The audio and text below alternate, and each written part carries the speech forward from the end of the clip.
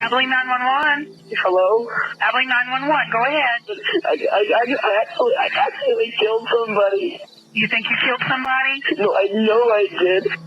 My sister. Okay. I found a way to take away both her children in one fell swoop. Psychopathy can't be cured. He cannot change. He can be managed, which is why he's in a prison, but it will never go away. In my opinion, he should never get out. Welcome to the Twisted Hour Tapes. I'm your host, Whitney, and here we unpack true crime's darkest cases. If you enjoy listening to true crime, don't forget to like, comment, share, and subscribe. Hit that notification bell so you'll get an alert every time I upload new stories. So tonight, we're going right where the darkness lives as we uncover the Paris Bennett case. On February 4th, 2007, 13-year-old Paris Bennett premeditated the brutal murder of his 4-year-old sister, Ella. His reason? He said it's because he wanted to inflict the maximum emotional pain possible on his mother, Charity. But before we get into the horrific crime Paris committed, we have to talk about his mother, Charity, and the trauma that shaped her. I think it gives real insight into how Paris turned into the psychopath that he is today. So in 1980, in Cobb County, Georgia, when Charity was just 6 years old, her father, Bobby Bennett Jr., was found murdered in the foyer of his home. It was reported that he had been shot in the head, back, and heart. But just 56 hours earlier, Charity's mother, Kyla Bennett, who was 29 years old at the time, had remarried Bobby in a Las Vegas wedding. Now, it was said the two had a stormy, chaotic relationship and were reportedly trying to give their relationship another chance. Of course, the timing immediately made Kyla a suspect because if something happened to James, Kyla stood to gain control of the family's Atlanta-based trucking business, a company in which she already held a key stake. Eventually, Kyla was charged with Bobby's murder and accused of hiring a hitman for $50,000. But after a 6-week trial, she was acquitted. Now, Kyla claimed that Bobby was involved in illegal dealings and that his own father had ties to the Georgia mafia. She insisted someone else had him killed over some kind of shady business. Regardless, Charity never believed her. That belief would destroy any hope of a real, nurturing mother-daughter relationship. So by the time Charity was in her teenage years, she became addicted to heroin. Her addiction got so bad that Kyla gave her $100 and said, either use it to get help or overdose. Charity split it, and she used it to get to a halfway house, and the other half was to buy more substances. While still deep in her addiction, Charity found out that she was 4 weeks pregnant with Paris. She would later go on to say Paris saved her life because carrying him gave her the push she needed to finally get clean. Paris's biological father didn't want to be involved and shortly left after finding out Charity got pregnant. Really taking on responsibilities there, but okay. On October 10th, 1993, Paris Bennett was born. Now, Charity said that she poured all of her love and attention into him, and he became the center of her world. Around 17 months later, Paris's father resurfaced, but his behavior was deeply concerning. She would later find out that he had been diagnosed with paranoid schizophrenia, complete with auditory and visual hallucinations. Now, for a while, it was just Charity and Paris against the world. And, for the most part, Paris seemed like a normal, happy, creative, and intelligent little boy. But there was one moment a small one at the time that kind of stuck with Charity. She said when Paris was about 3 or 4 years old, they were visiting family at his grandmother's ranch. Paris found a bucket of frogs and he began dropping them off the edge of the elevated porch, and he watched them splatter on the concrete below, and he seemed to enjoy it. So Charity said that she scolded him and tried to explain why it was wrong to do that. She, at that point, just chalked it up to like maybe it's childhood curiosity, or, maybe one day when he gets older, he would understand better. But looking back, it was probably the first sign of psychopathy. And, I do recall it saying in psychology that one of the first signs of psychopathy is actually cruelty to animals. So perhaps in this case, it may apply.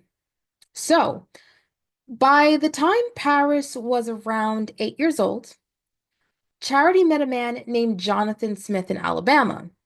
She got pregnant and had a daughter, Ella. It was initially stated that Paris wasn't happy about the pregnancy.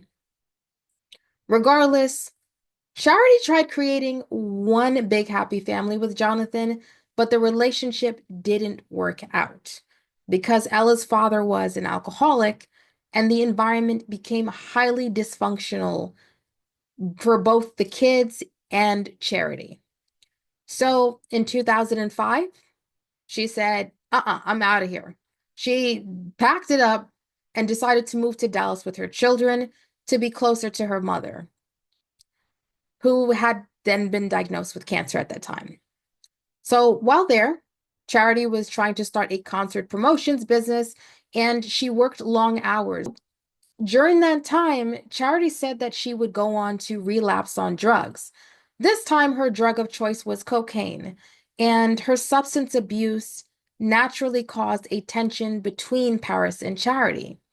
It was during this dark chapter in Charity's life that it started to reveal more behavioral issues in Paris. So, for example, one day while Paris was playing with Ella and another girl, he broke a toy they were playing with. When Ella got upset, Charity scolded Paris and put him in timeout. She stepped away for a minute, and one of the housekeepers shouted that Paris had grabbed a kitchen knife and bolted out of the door. When Charity and her mother finally tracked him down, Paris was waving the knife at them. Thankfully, the grandmother managed to grab the blade and no one got hurt. That woman has like balls of steel. Anyway, Charity would later go on to admit to she would later go on to admit him to a psychiatric facility where he stayed for about a week or so. And she mentioned on a couple of occasions that while he was there, she became like very irritated with how Paris was being treated. She felt like they weren't doing enough, and she felt like she was being left out of the loop of his treatment plan. And during the discharge process, the staff gave her some papers that disclose Paris was actually homicidal. Like he had homicidal ideation. But Charity wouldn't come to read the documents until after the fateful events that would claim the life of her 4-year-old daughter. So on February 4th, 2007, Charity was working a shift at Buffalo Wild Wings during the Super Bowl weekend. Back home, Paris and Ella were with a 21-year-old babysitter. She took them out for food and later watched a cartoon version of Alice in Wonderland with them. Ella went to bed and Paris said, he had homework. This kid was so manipulative. And with his 141 IQ, he was able to convince the babysitter to leave early. Again, Paris was 13 at the time. And yeah, he may be at an age where, like, okay, he's in his teens. He should be able to exercise some pretty good judgment. But, you're hired to do a job, I think, as a babysitter, and it's not to blame the babysitter. It's just it's crazy how he was able to manipulate her to even leave early, and she's like 21 years old. Regardless, that would be a blessing and a curse for the babysitter because Paris later admitted he made a very calculated decision. So he was actually factoring in taking out the babysitter that night, but then he started thinking about taking out his mother and then Ella. But he picked the one that he thought would actually hurt his mother the most, which was his own defenseless sister. So after the sitter left, Paris walked into the kitchen, once again grabbed a knife, and went into Ella's room. He assaulted her and stabbed her 17 times. According to the autopsy report and Paris's confession, the stabs weren't wild or chaotic. They were very controlled, methodical, slow. Most were even shallow. Paris told one of the investigators it felt like it was stabbing a marshmallow. What happened next is extremely hard to talk about, but I also noticed it's something that is left out a lot in Charity's stories and in a lot of the interviews and documentaries that I watched on this case. But it was revealed that the authorities found out Paris was watching some sexual material on his computer. He had searched for terms like snuff, bondage, sadism in the hours leading up to the attack. He also admitted to violating his sister in a way that left evidence of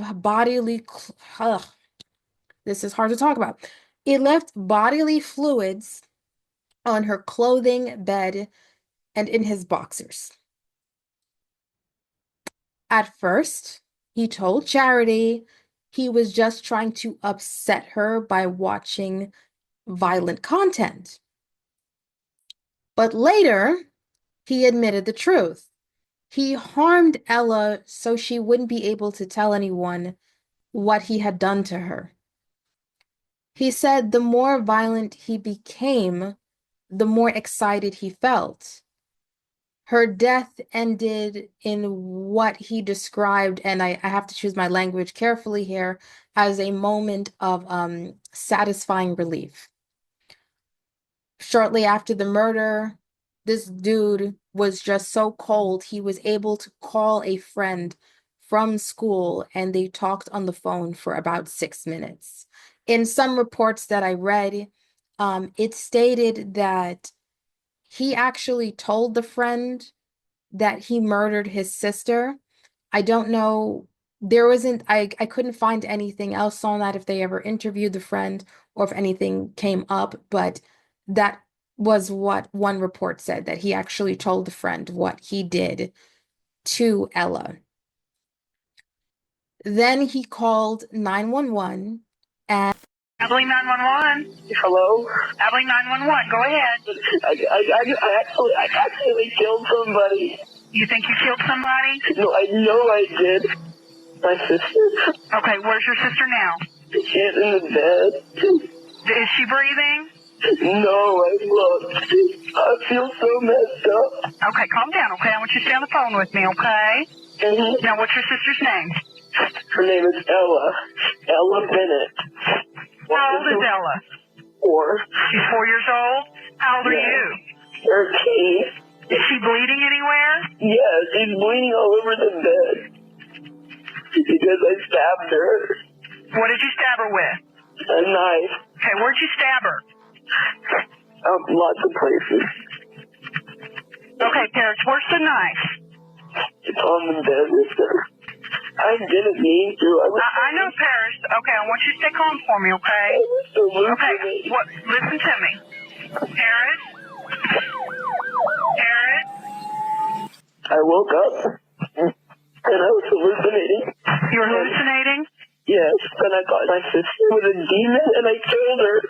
I want you to start CPR, okay? What I want you to do is take her off the bed. No, I know for a fact that she's dead because Do you want to go ahead and try? It might still help, okay? No, I don't think it'll help because... Come on, Paris, work with me. I know I stabbed her lots of times. Okay. Paris? Yes? Take her off the bed and put her on the floor. Okay, hold on. Please don't hang up. I'm not hanging up on you. I thought she was a demon. Okay. Okay, she's on the floor, but I can't stay here because she's all bloody and Paris, stuff. what I want you to do is I want you to put your hands on her chest, okay? And I want you to push 30 times. I want you to count. Okay. All the way to 30, and then blow 2 breaths in her mouth, okay? Okay. 1, 2, 3, 4, 5, 6, 7, 8, 9, 10, 11, 12. Paris, you put it down. Now, law enforcement, they made a very interesting observation when they got to the scene because Ella was still on her side and there was barely any blood on the floor. So first responders were skeptical that he made any real effort to help her. So it was strongly believed that he never performed CPR. Instead, he actually walked around the room or just walked into another room and just started counting. He told officers that he hallucinated that Ella was a demon. But obviously it was a lie because he eventually admitted that it had really all been premeditated. He also said that he considered killing his mother that night, but didn't because death would only make her suffer for a few minutes. This kid, what the hell? Okay. So letting her live without Ella, in his mind, how he rationalized it is that it would make her suffer for the rest of her life. So this kid, I'm calling him a kid, but what he did was really a very sick, sick crime. This kid is like literally playing some dark psychological games with his mom. That is some really dark stuff to say that you wanted to do to your own mom. So shortly after the murder, Charity found out at work that her daughter had been killed. But it wasn't until she got to the juvenile's facility that she learned it was her son that did it. She confronted Paris and told him she knew he had done it on purpose. And this kid laughed in her face and said, "Well, it took you long enough." Just that would have sent chills down my spine, but that's just me. When she asked him about the abuse, he became aggressive and he, in fact, flipped a table over and he started storming off. And Charity would later go on to state that this violent behavior would happen multiple times during her visits with Paris. So later, Paris was charged with capital murder, and I'm going to go into more details about the assault. It's my understanding that they wanted to throw the assault charge in initially, but they wanted to go for the charge that had the maximum outcome or the maximum time possible to keep him locked up as much as possible. That's what I read in a couple of sources. It's really hard to say, but I did wonder why at his age and for what he did and the nature of the crime, why he wasn't charged with, sexually assaulting his sister. But that's what I was able to find out, and other sources were mentioning that it may actually have something to do with his age. Like basically it's one kid doing that to another kid. So I'm not too sure. I'm not an attorney, so that was a tricky area to kind of navigate. So Um, while tried, he was tried with capital murder, and he was tried in juvenile court, where he was sentenced to 40 years. Again, this is the maximum allowed. So right now, Paris is currently serving a 40-year sentence at the Ferguson Unit Texas State Prison, where he'll be eligible for parole in 2027, excuse me, and fully released in 2047. Now, currently, we're in 2025. 2027 is literally 2 years away. I hope he doesn't get parole. And because he was never formally charged for what he did to Ella, he will not be on any offender registry. So when he's released, he's close to having a clean slate at this point. So, considering Paris was touted as a genius with a 141 IQ, I do question if he didn't look this up too and calculated the outcome for himself. Again, this is just a theory. Maybe I'm giving him too much credit. So, by 2013, at this point, Charity is like broken. She's trying to heal. She's trying to build her life, rebuild her life after what happened. And Charity embarked on a healing journey and launched the Ella Foundation, which stood for empathy, love, lessons, and actions. And she began speaking out about her experiences with the justice system and feeling torn between the actions of her son, Paris, and coping with the loss of Ella. Now, Charity had done multiple interviews where she touched on some of the early warning behavior signs of Paris and a possible sexual identity complex he struggled with towards himself and he harbored towards his mother.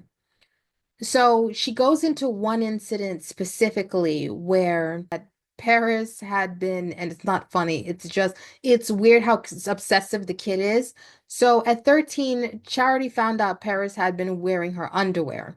When she confronted him, he said he wanted to know what it was like to be her. She immediately scheduled a therapy appointment so Paris could, talk about his feelings and explore his sexual identity. I don't see where she did anything wrong here, but that appointment would never happen because she said that he killed Ella before they could even get to that appointment. And in 2019, Piers Morgan did a very insightful interview with Paris Bennett, where he had a forensic psychologist weigh in on the interview with Paris, and he had his mother listen in. And the entire time, Paris was just cold. He lacked remorse and quite bluntly came off highly manipulative. Even Paris mentioned that part of the reason he thinks Paris did the interview was because he wanted to start practicing for his parole hearing, which is coming up in 2027. Another interesting thing to note is that Paris was very detached and kept swearing up and down, he's a changed person, he's incapable of murdering anyone else, yet contradicted himself because he admitted that the anger and ideation still lives inside of him. He even declined to listen to the 911 call he made the night he killed his sister Ella. While the psychologist believed Paris didn't want the audience to see his expression, I personally believe that he wouldn't be able to suppress a smug satisfaction that he was probably holding within himself. I feel like if he heard that tape again, it would it would definitely trigger the narcissism in him because one thing I've always heard about psychopathy, um, you can be a narcissist without being a psychopath, but you can't be a psychopath without also being a narcissist. And so I'll bluntly admit that the whole interview, it felt like Paris was just telling us what he thought he wanted us to hear. I presume you would agree it Yes. was a monstrous crime. You've always challenged the notion that you yourself are a monster. Professionals have said you're a psychopath. How do you categorize yourself?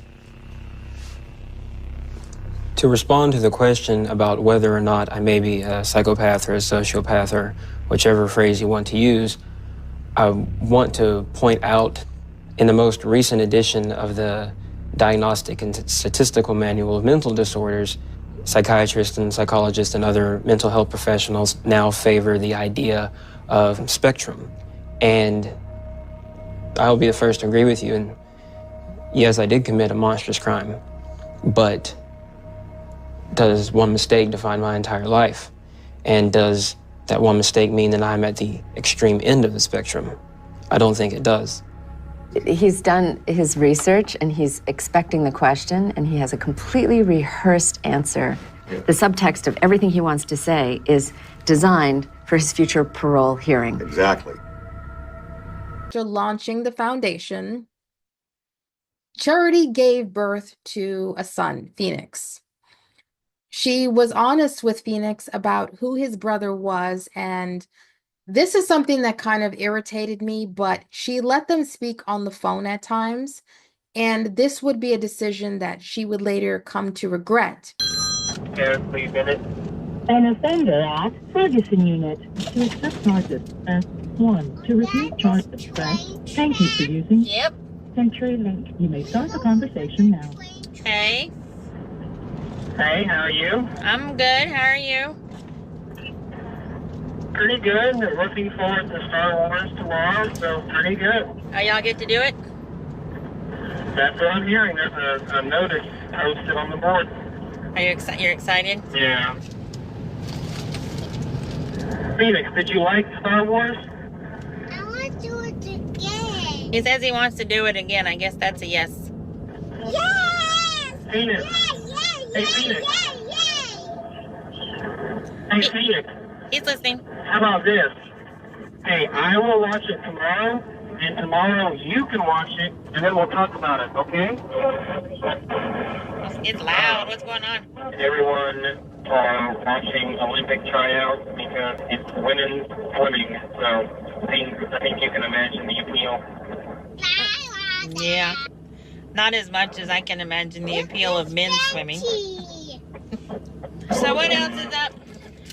I am writing a letter to Phoenix. It's a really long letter. Right now it's like 14 pages typed. Well, I hear him doing the mommy chant. Should I get off and let you, You have 1 minute left. Oh, well, it's not the end anyway. Yeah. Sorry. Yeah, we gotta go. We're in the driveway. I love you. Love you too. Phoenix, say bye to your brother. Good night, Phoenix. The caller has hung up. I try to keep everything as benign as possible. I don't want to do anything that's going to make Paris want to hurt him. Sometime in 2021 or 22, I tried to find this Facebook post.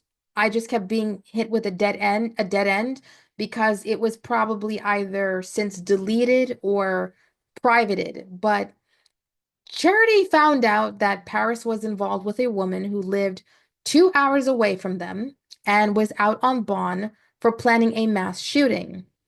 This became the final straw for Charity, and she purchased herself a gun. She learned to shoot, and she started homeschooling Phoenix full-time and cut off all contact with Paris. She even decided to shut down the Ella Foundation after 13 years.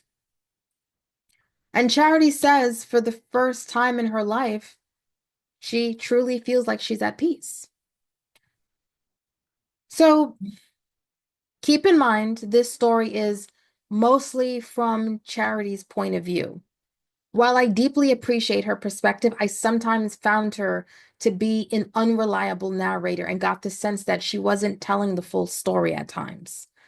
Paris's grandmother also gave me the creeps, and she seemed to identify with his manipulative behavior. kind of like she enjoys the fact her grandson is a psychopath.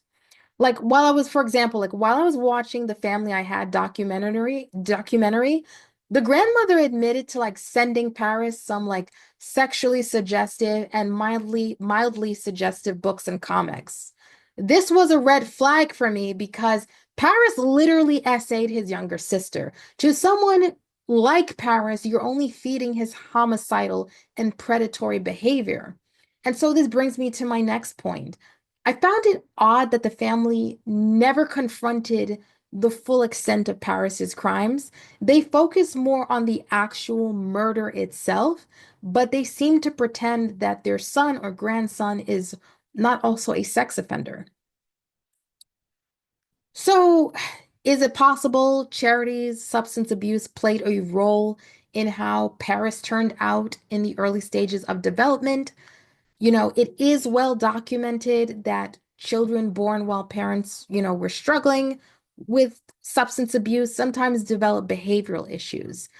Is it possible he inherited some psychological traits from his biological father?